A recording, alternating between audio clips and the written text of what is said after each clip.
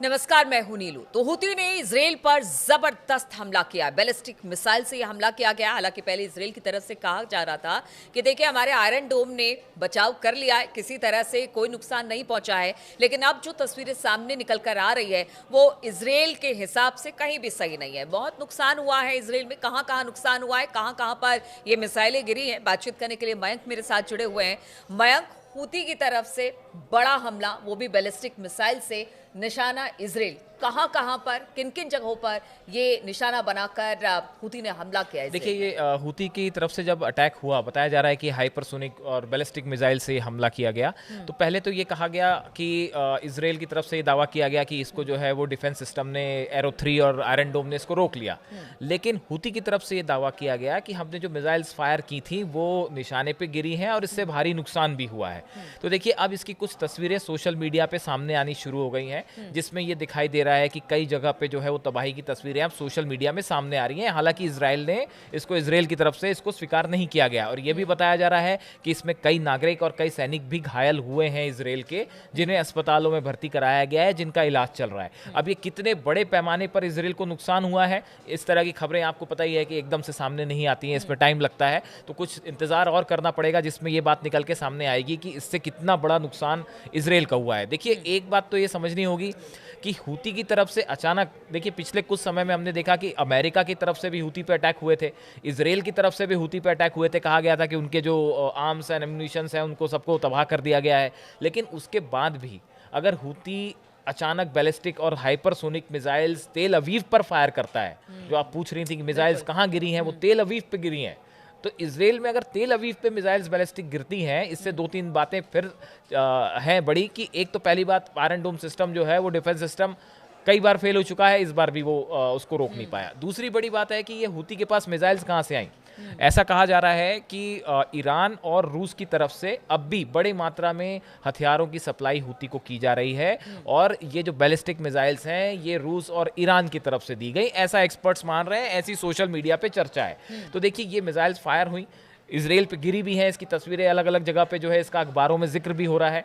अब देखिए कुल मिला के बात यह है कि इसके बाद इजराइल ने हूती के जो पोर्ट्स हैं उस पे लगातार हमले किए हैं। उसके बताया जा रहा है कि F-15 प्लेन्स जो हैं वो काफ़ी सारे 14-15 प्लेन्स जो हैं वो यमन तक ट्रैवल करके गए। लेकिन ये बात समझना होगा, देखिए लेबनान की बात थोड़ी अलग थी।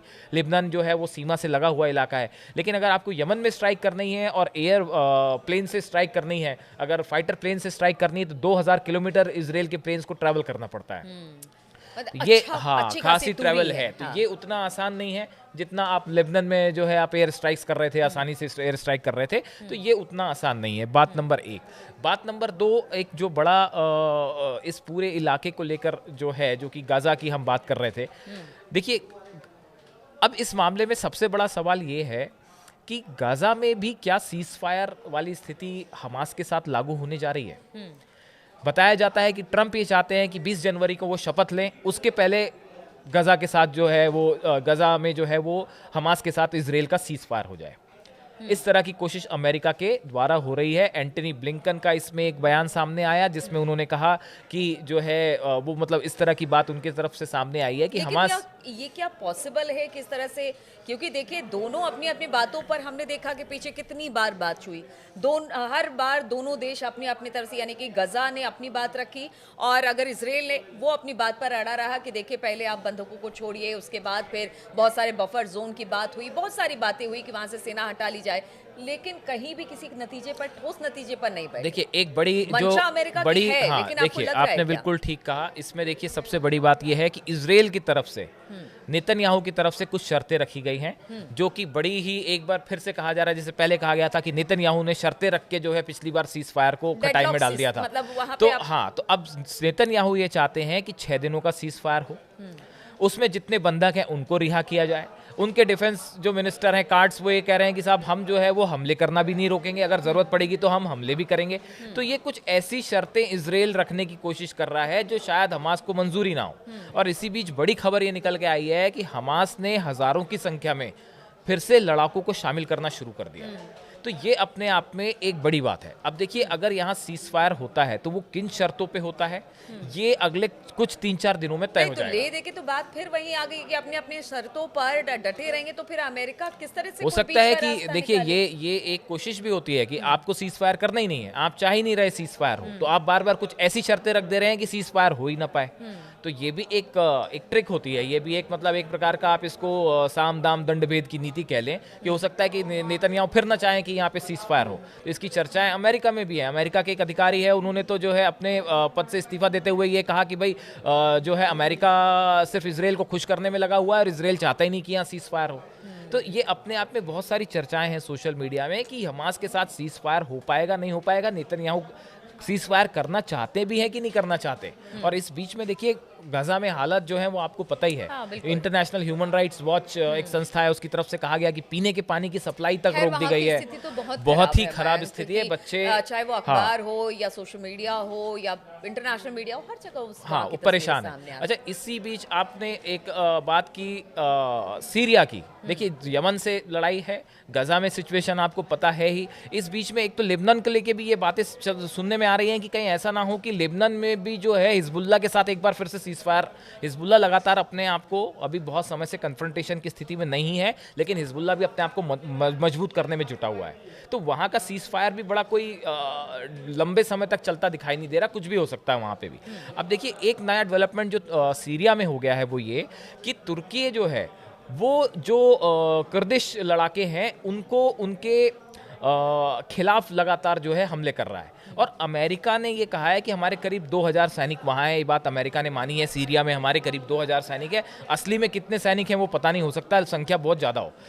अमेरिका जो है ये जो कुर्दिश सोल्जर जो लोग हैं इनकी मदद कर रहा है। तो एक प्रकार से तुर्की वर्सेस अमेरिका, हालांकि अभी ब्लिंकन गए थे वहां, मिल के आए एर्दोगान से। हाँ। तो एक तरफ तो जो है वो नेता आपस में मिल रहे हैं, लेकिन ग्राउंड पे सिचुएशन ये है कि तुर्की वर्सेस अमेरिका, ये सिचुएशन एक सीरिया में बनती दिखाई दे रही है। दूसरी तरफ ईरान जो है, शायद एर्दोगान ये चाहते हैं कि वो एरिया में एक अपने बड़े लीडर के रूप में खुद को सामने रखें और वो अपने आप को चाहते हैं कि मैं अमेरिका के बाद जो है वो ट्रंप या बाइडेन के बाद जो है मैं एक बड़े नेता के रूप में जाना जाऊं। इस तरह से हो सकता है उनका कोई प्लान हो इंटरनेशनल।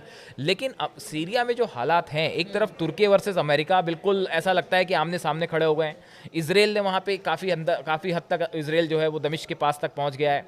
और ऐसे में अगले कुछ दिनों में ईरान का क्या रुख रहेगा और हमास के साथ क्या सीज फायर हो पाता है या नहीं हो पाता है। और इस बीच में ये बड़ी खबर कि हमास जो है उसने कई बड़ी संख्या में लड़ाकों को अपने यहाँ शामिल करना, भर्ती करना शुरू कर दिया है। तो ये कई सारी चीज़ें हैं जो इस पूरे एरिया को अनस्टेबल बनाए हुए हैं। आप देखिए, चाहे गजा हो, चाहे लेबनान हो, चाहे सीरिया हो, अब तो यमन भी इन्वॉल्व हो गया है। तो ये जितनी कंट्रीज हैं ये कोई भी स्टेबल नहीं है।